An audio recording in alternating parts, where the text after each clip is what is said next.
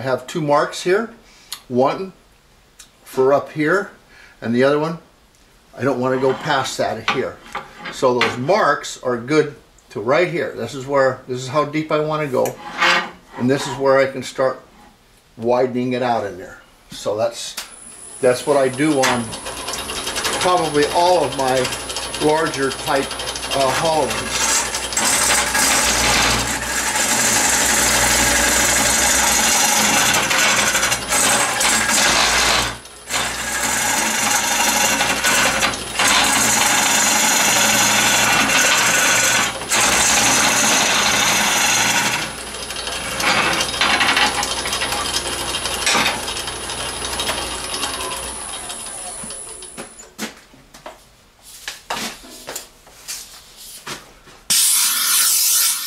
See, I'm just really not getting anything out of there with the air.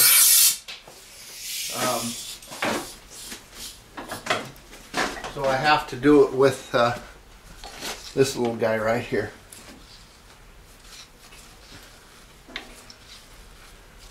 So each piece that's hollowed, you have to look at it as an individual. And some of them are pretty easy.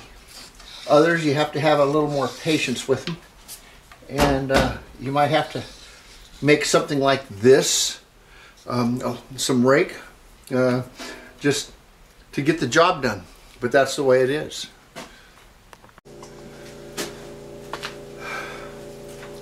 Okay, I'm to the point of I've been down to the bottom a little bit, and I cleaned out some things in the middle of the vase, and then I came back up to here, but I don't have enough material gone from right here in the shoulder to finish this out. So sometimes, just to keep your confidence up, just to make sure that everything is right and where it should be, you might want to work it back and forth. Like on a lot of these wide type shoulder vases, I'll work here, then I'll work here, and I'll work back. And I'll work back and forth here to take it all out, kind of at the same time. I'm not just, I don't depend on coming in here and hitting this spot once and it's all over with. That's just not the way it works for me a lot of times. So it's on a vase like this, you have to just kind of take your time, think about it maybe, and make sure that your adjustments are right. I come over the top of this, I make sure that my shaft can fit in the hole here, okay? I make sure of that, and then I do the same thing here. I line it up where I want it, and I make sure that I have the proper setting of this. So that's what I'm doing right now, is I'm going through and just making sure that what I'm doing is proper as far as I don't want to lose this vase. I've never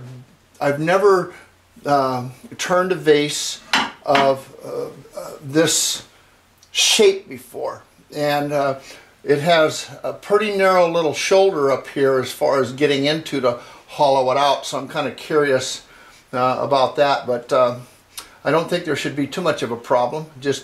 I just have to take my time and make sure what I'm doing is the right thing at the right time, that's all.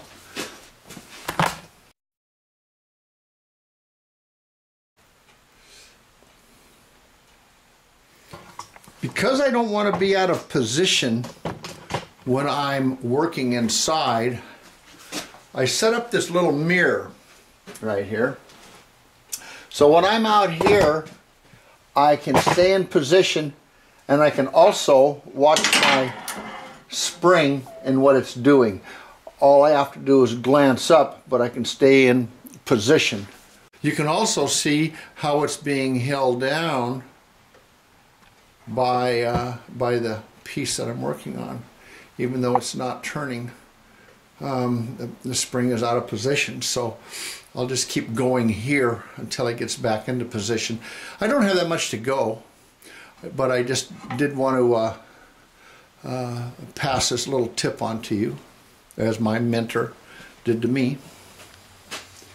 Okay, I put these pencil lines on here and on here, and that's because my spring is smaller than the blade, so I don't want to come out here with my spring and then my blade be cutting over here.